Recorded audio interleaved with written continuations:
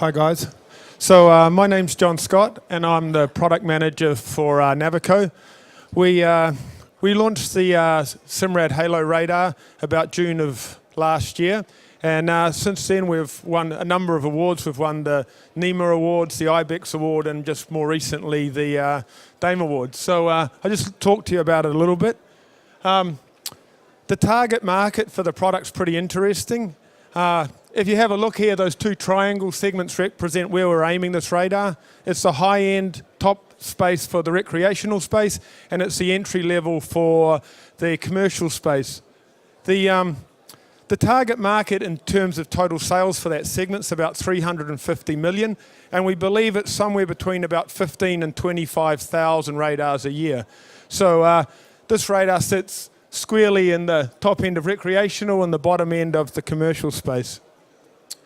There is three types of radar technology.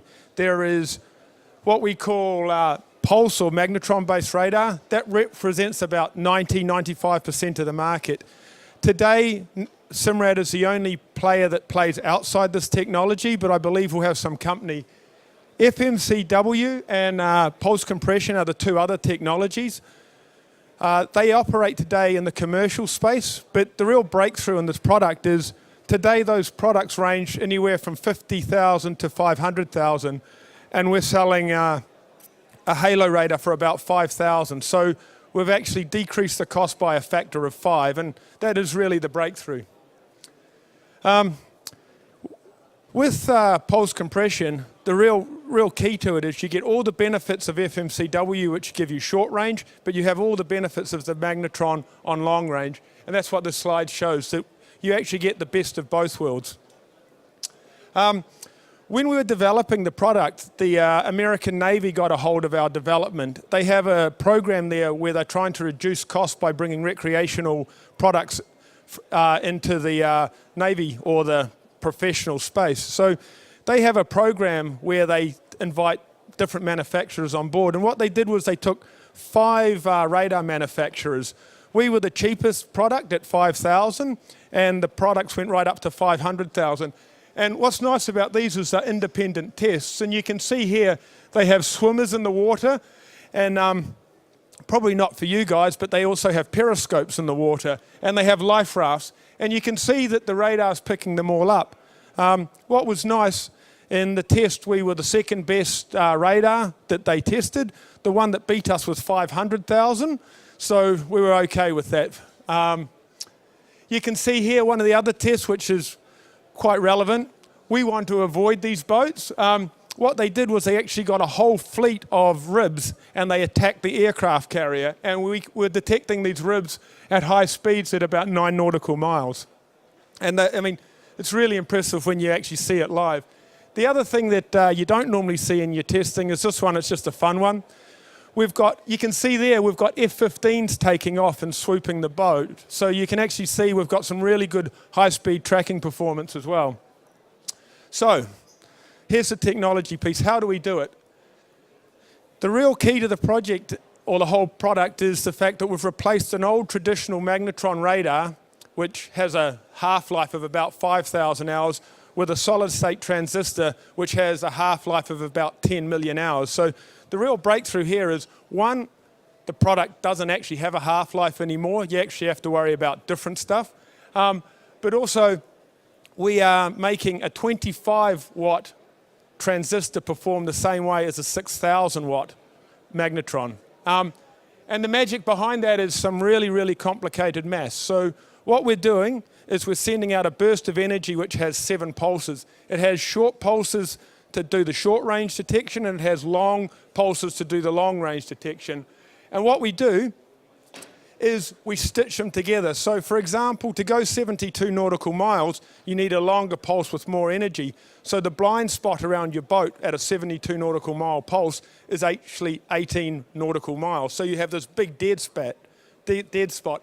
And what we do is we fill those dead spots within it with shorter and shorter pulses, and we stitch it all together. So you think about this. There's 2,000 spikes in a total rotation. There is 7 pulses within each side, And we're stitching all of those together and displaying them on the screen at real time at the speed of light. And that's when you start to realize how complicated this product is. People sort of forget about it, but pulse compression is a lot like chirp in sonar, and chirp is actually the predominant technology now in sonar. This is 1 million times faster than a traditional sonar, and the range is 72 nautical miles versus like 100 to 200 meters. So it really is quite complicated. But I'll skip through that.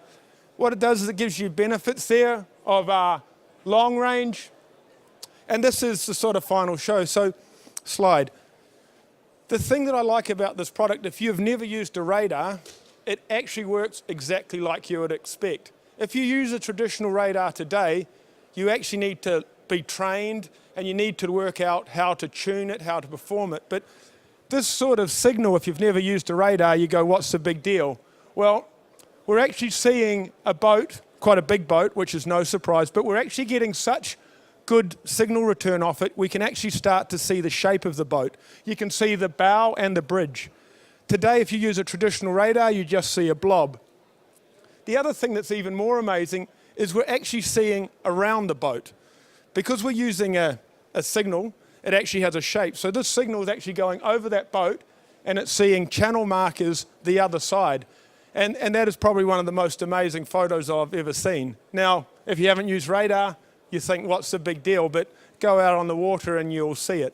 So that's a brief summary. I think I'm done. Thanks very much, John. That was great. And it really is a fantastic product. So, John, just remind me, which stand are you on, please? I have no idea. Okay, we can find that out for you later, but we'll tell you anyway. Look it up in the catalogue. On the Simrad stand, or the Navico stand actually, is where you need to go, and you'll see that product, or you'll see another example out in the DARM Awards display. Right, next up we have Kester Pettersson and Jorga Bernhardt from Dometic.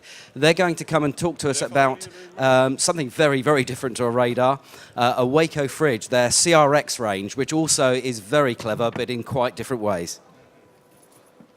Thank you. Ladies and gentlemen, it's a great pleasure to be here today. We're very proud to be here. We've been working on this product for quite some time. Veco, which was a company in its own, was stood here 9 years ago and won the prize for a fridge called the CR, which is a predecessor of the CRX, which we'll be talking to you about in more detail now. I'm responsible of sales for the company in EMEA, and Jorga Bernhardt here has been heading up the project from an engineer perspective. So I'll hand over to him for the actual presentation of the fridge. Thank you. Thank you. My name is Jorga Bernhardt, located in Germany, Amstetten, and I would like to give you an overview why this fridge has won this award, what is so special on the fridge. And I will try to give you a smart overview. So we try to have always the customer demand in focus, and when you look on the fridge, there is a freezer, there's a fridge freezer, there's a full fridge. So we patented the design that you are able to remove the freezer, that you are able to use one fridge as a freezer, as a fridge, or as a fridge-freezer combination. So this is kind of a flexibility, usability, what we had always in focus during this development. Additionally, we had also the focus on cooling performance and on energy consumption, because as it is a 12-volt appliance, it's running on battery. So the less energy consumption you need, the better the product and the better for the battery. In parallel, we had a different project on the side, which is the stainless steel door. We created it with a stainless steel crate 316 and a double door latch, so that it's not able to fall, that stuff and goods are not able to fall out. All other competitors have only one latch in the top.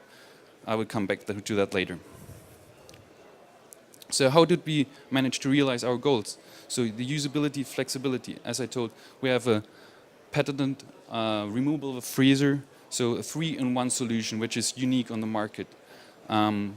We had to limit the freezer capacity to -8 degrees due to external condensation. As you know, when you have a full freezer, you need to have minimum, let's say, 50 millimeters of PU foam. Otherwise, you have water draining down the outer surface when it's humid and hot on the outside. So we had to make a compromise here, so that it's not the case that you have condensed water on the floor, etc. So what makes it also unique is that you don't need to have tools to remove the freezer. So you just take the freezer, slip it out, and you have, in a second, you have a fridge or a freezer only, or a fridge-freezer combination. What we also improved is we integrated a flush-mounted user interface, and behind this user interface there's an electronics what we developed by our own, and this is the real improvement what we did in terms of energy reduction and cooling performance. I come to that later. And we have integrated an NTC sensor that you can replace if something happens to the NTC sensor by your own. The NTC sensor is measuring the temperature inside, and you have a very good control, precise control of the inner temperature. Energy consumption.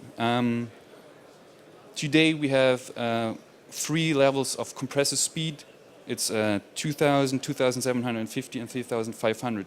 And according to the cooling demand, you have this electronics, what I mentioned, has its own parameters. There's a kind of a logical systematic behind, which adjusts the speed to the required cooling demand.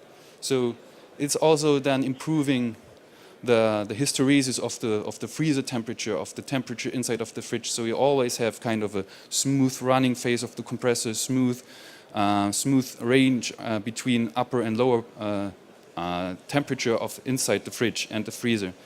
And this is how we managed to come up to almost minus 25% energy reduction. Cooling performance.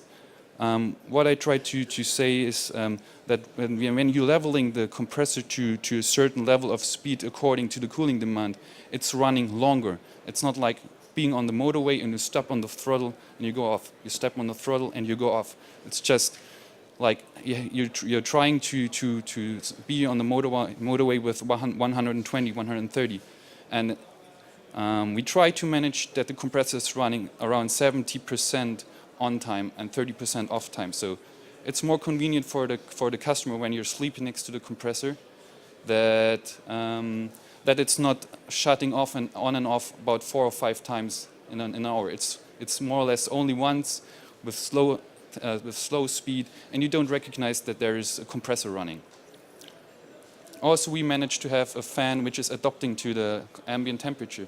So when it's low ambient temperature, you don't need to have the fan driving at maximum speed. So it slows down also the speed.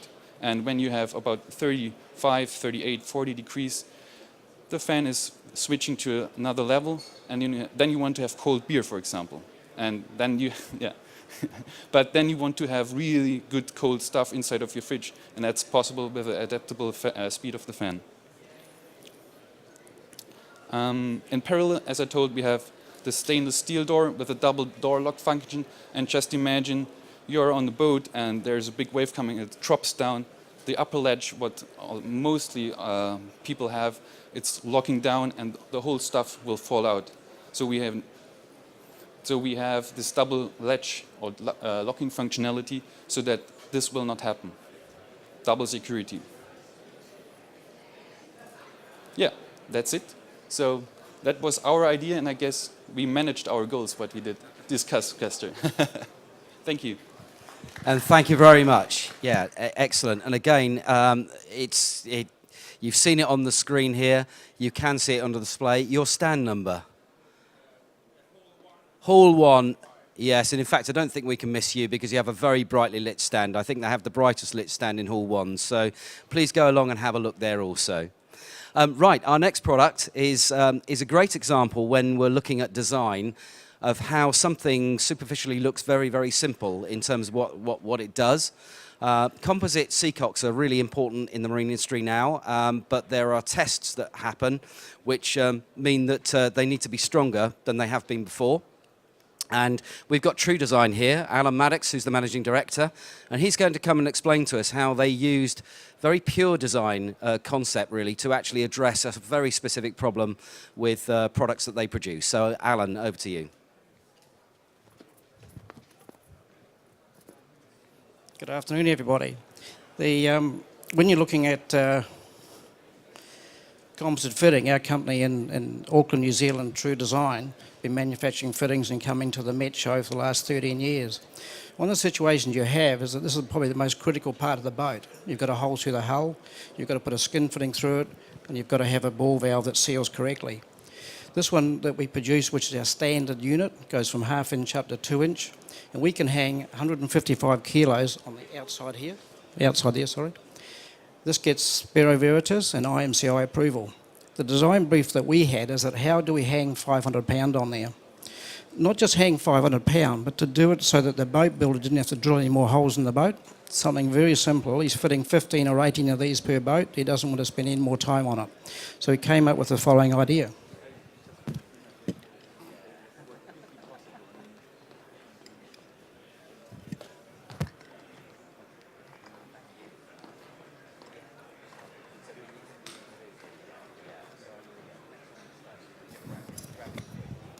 Very simple. If you know anything about physics, we've just taken the 1 inch and now we've got a 3 inch loading on there. No extra work for the boat builder. Goes straight into the boat, and now we can hang 500 pound on all our fittings, 1/2 inch right through to 2 inch. The part that you've got in your hands there is a 2 inch ball valve and skin fitting. That'll take 500 pounds, but the reaction from the boat builders has been so great, we've actually put one on the 2 inch one. Especially when you get the situation where you've got like stainless steel strainers on the top of that, you've got a lot of loading, a lot of pressure. It looks strong, it looks great on the boat. I know it's in the bilge of a boat, but a lot of boat builders want it to look really neat. That looks really neat. Dive tank rolls over and hits into it, just so much strength involved. Very simple, very easy. Basically, that's it. Thank you. Any questions? Thanks very much. And I think you have a couple of products that you can show people, I believe. Oh, there it is. Okay. So, and the jury of the DARM Awards are comprised of many different kinds of designers. So we have industrial designers, we have naval architects, we have end users, we have people that use boats, and everybody in the jury room I know recognise this as being really a clever idea, but clever for its simplicity. It shows you don't need complex things all of the time to achieve a solution. So that was excellent.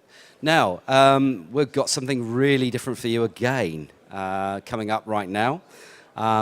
In this case, I really like this product. I'd like to have a go on it, if I'm being honest, but perhaps I'll have a word afterwards and see if it's possible.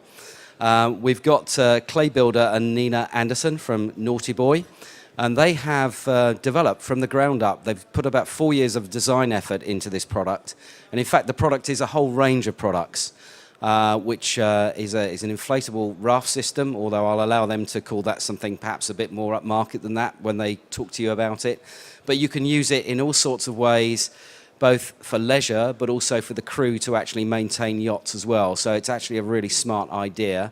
And the jury, I know, really like this idea because we recognise that boating has to compete with many things in the world, and one of those things it has to compete with is the kind of whole hotel beachfront scene. And by using this system, they recognise that you could potentially have your own beachfront right alongside your yacht. So fantastic thing. So welcome to Clay, who's going to tell us about his product. Hello. Hi there, so I'm Clay Builder. I'm the co-founder and director of Naughty Boy, and I'd like to introduce as well Nina, who's around, who's also the co-founder and director. We're actually ex-super yacht crew. I was an officer and Nina was chief stewardess. And it was really sort of the idea came from the frustrations initially of having to launch tenders to work around the top sides, then recover and to have to detail the tender.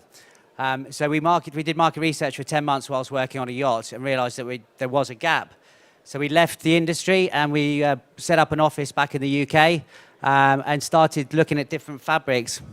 And we got introduced to drop stitch, which effectively is 2 layers of fabric and then thousands of threads of polyester in between. It allows us to sort of maintain a very rigid structure once inflated. And we began making a prototype, and here she is, Bertha in all her glory. Very proud of her. So we set around doing some tests, and obviously the first thing we wanted to sort out was the stability. So we started doing tests in a swimming pool, setting up scaffolding and playing around with different ballast bags.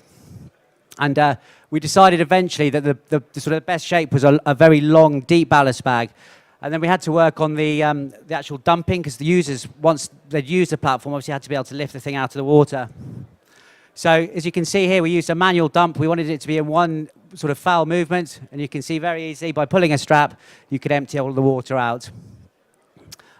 We also designed some maintenance accessories. So we designed some collapsible buckets with lids for putting all varnish work, etc. into, hose holders, which came about, so I'm shaking here, came about from the frustrations of actually having to continually go back and pick up hoses. We also designed a suction cup with cleats, so you could attach yourself to the top sides as with glass holders and work your way around the top sides very simply.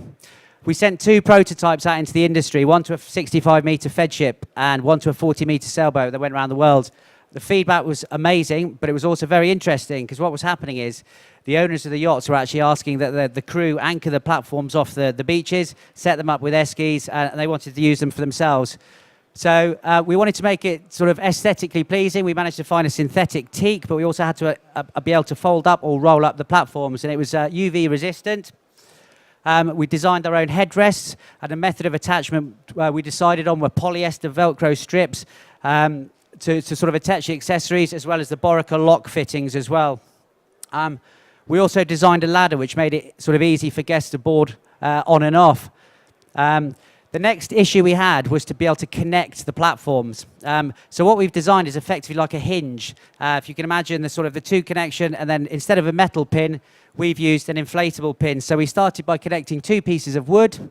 This developed into a very, very simple connection in a swimming pool, which we then modified. And there you go, we've got an entrapment-free connection. These are all the connection possibilities. We can make L-shape for tender bays, T-shapes for jet ski docks, long pontoon runways, or just simply large platforms for relaxation. And guys are sort of coming up with their own configurations. And also you can see the air toggle loops that we used for the hinges were fantastic for being able to provide support for the ladders. The issue with raised transoms, obviously the drop stitch is 200 mil. So with raised transoms, the platforms had the potential of actually going underneath. So we designed these inflatable blocks with a 35 in height, which provided extra 50 centimeters. However, some transoms were higher than 50 centimeters. So what we designed is we designed a reinforced pocket in the back of the transom bumpers where you could actually inflate an air toggle, giving you 140 centimeters. And you can see here that stopped the configurations from going under every single transom. And it was literally a simple tube of air was a real problem solver. We went to the Plymouth University wave pool. We did lots of tests. We pumped high and low frequency waves at the configuration for 9 hours from different angles, and it all worked absolutely brilliantly. We did the compliance testing, and you can see here this is the second smallest platform we do, and we've got 8 people stood there quite comfortably. They really, really are very stable. I just want to show you some pictures really of the finished products. Again, fantastic for crew to use as jet ski docks, a really easy transfer for the guests, and a great place to sort of relax and do as you please. And we've introduced a pure maintenance platform for guys really doing commercial work. And we've listened to the market. So we launched last year in April with 4 platforms. We've now introduced 8 more platforms in PVC and a sports series. We've realised that for the smaller vessels, they're just wanting a standalone platform because one of our strap lines is you can inflate real estate. They can add extra sort of relaxation area to the stern of their yacht. That's it. Thank you very much for listening. Nina's going to come up and answer any questions. Does anybody have any questions at all? That was easy. Thank you very much. You got let off lightly. Okay, fantastic. Okay, very good. So I hope you really enjoy that. And again, you can probably see why we haven't got one of those on the stage today. Your stand number, please. There you go. I have a question for you. Okay, so that's Hall 9 and stand 701. Or again, you can see the products also out in the Dharma Awards display. So that's fantastic. Okay, our next up is Henry Lloyd. And we've got Amy Grealish here. And she's going to show us a presentation about the winner for the clothing category, which is the Flex 3D jacket. Now, Amy, you haven't brought the jacket today. Oh, it's there. Oh, well, that's really good. I think the one thing I would add to this is you really need to feel how light this jacket is. So you'll get a chance to do that, I guess, as you're doing your presentation. Oh, in that case, Amy, I'll go away. Over to Amy. Thank you. So I look after the PR. Oh, thank you. I look after the PR at Henry Lloyd, and we have the Flex 3D jacket here. Do try it on. You really can't understand the concept behind it without trying it on. So do feel free. Yeah? Try it on? Yeah? So the Flex 3D jacket, it's a new generation of full stretch insulation. It's new and exclusive to Henry Lloyd for 2016, and it really is a new era of product technology. It offers warmth without weight. Can you, what do you think? Good? Thank you. The main features of a jacket, no.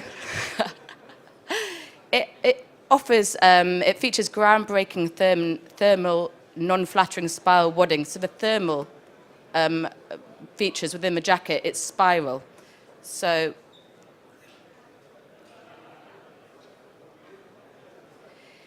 they don't, with the normal concept, with a normal insulated jacket, when you wear it, the thermal wadding will stretch as you put it on. With this jacket, it retains its loft under stretch, which means you don't lose all that insulation which you bought the jacket to deliver.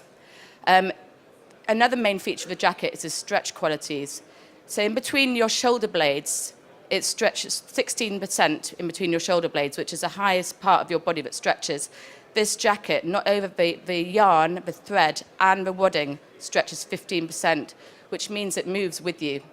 It's a really comfortable jacket to wear because of these stretch qualities. Yeah? Good? Thank you. This stretch offers, it's just complete freedom of movement, and it's multi-dimensional. It's a four-way stretch. The other features that we've brought into the jacket are on the cuffs and on the hem. It's stretched as well, so when you put it on, it offers stretch all over the jacket. And it's also got a secure inner pocket for wallets or phones, and a non-corrosive front zip. So this jacket's going to be available in 2016, early part of 2016, and it's available, and it's got a vest option as well, and it's only available in black. So that's a jacket.